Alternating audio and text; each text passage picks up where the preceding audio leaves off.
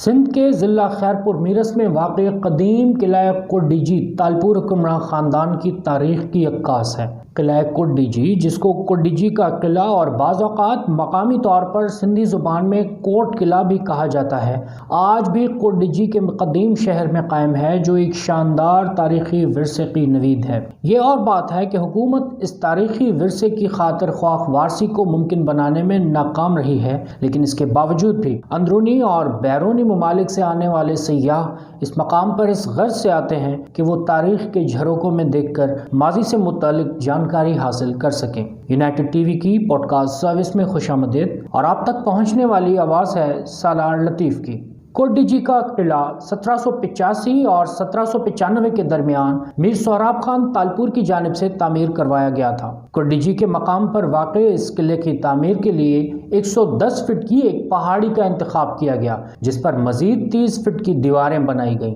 تالپور حکمراں دور کے دوران کوڈیجی میں قلعہ تعمیر کروانے کا مقصد مشرقی حملہ آوروں سے دفاع تھا، کیونکہ ضلع خیرپور کی تحصیل نارو میں واقع اچھڑ و تھر کے باعث ریگستان کے مغربی طرف سے کوڈیجی کا مقام اس عمل کے لیے انتہائی موزون تھا، چونکہ صحرا پار کرتے ہی عموماً حملہ آوروں کی آماج گاہیں ایسی زرخیز زمینیں ہوتی تھی جہاں انہیں پانی کی فراہمی بآسانی ہو سکے، اور جیسا کہ کوڈیجی کا یہ مقام زرخیز زمینوں اور صحرا کے درمیان سرحدی مقام تھا، اس لیے قلعہ تعمیر کرنے کے لیے اس جگہ کا انتخاب کیا گیا۔ ابتدائی طور پر قلعہ 3 حصوں میں تقسیم کیا گیا تھا، جن میں سے ایک حصہ حیدرآباد کے تالپور حکمرانوں، دوسرا میرپور خاص کے تالپور، جبکہ تیسرا حصہ خیرپور ریاست کے تالپور حکمرانوں کے سپرد کیا گیا تھا۔ خیال رہے کہ تالپور حکمراں میر سہراب خان تالپور نے کوڈیجی کے ہمراہ تھر پار کر کے امام گڑھ، جودھ پور کے شاہ گڑھ اور جیسلمیر میں بھی اسی طرح کے قلعے تعمیر کروائے تھے۔ کچھ تاریخی حقائق سے اس بات کا اندازہ ہوتا ہے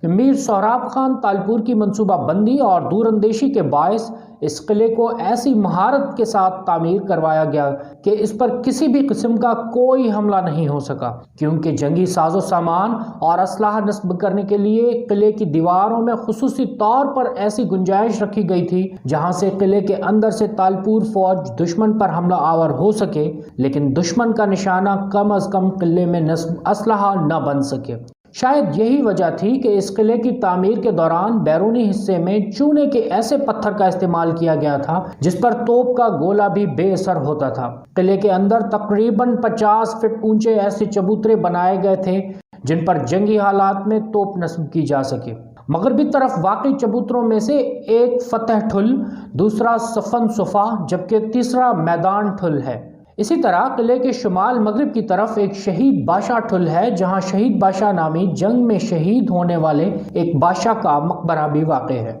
مشرقی جانب واقع چبوترے کا رخ چونکہ جیسلمیر کی جانب تھا، اس لیے اس کو جیسلمیر کا نام دیا گیا تھا، جبکہ ایک مریم ٹھل بھی یہاں تعمیر کروایا گیا تھا، کیونکہ وہاں نصب توپ کا نام مریم تھا، جو آج بھی خیرپور شہر کے SSP دفتر کے سامنے رکھی ہوئی ہے، اور اسی مریم نامی توپ کی نسبت سے خیرپور کی اس مصروف ترین جگہ کا نام ہی مریم توپ ہے۔ برٹانیکا انسائکلوپیڈیا کے مطابق کوڈیجی کی تاریخ بہت قدیم ہے، جس کی جڑیں 3000 قبل مسیح میں ہیں۔ جدید کوڈیجی سے قبل یہاں سے برآمد ہوئی نوادرات میں کچھ اس طرح کے آثار بھی سامنے آئے ہیں، جن میں اس بات کے بھی شواہد ملتے ہیں کہ یہاں پر اس دور میں واقع آبادی آگ لگنے کے کسی بہت بڑے واقعے کے باعث ختم ہوئی تھی۔ اس دور کی دیگر آبادیوں میں خیبر پختونخوا میں رحمان ڈھیری، سندھ میں آمری اور کوڈیجی، جبکہ کچھ مقامات بھارت میں بھی موجود ہیں۔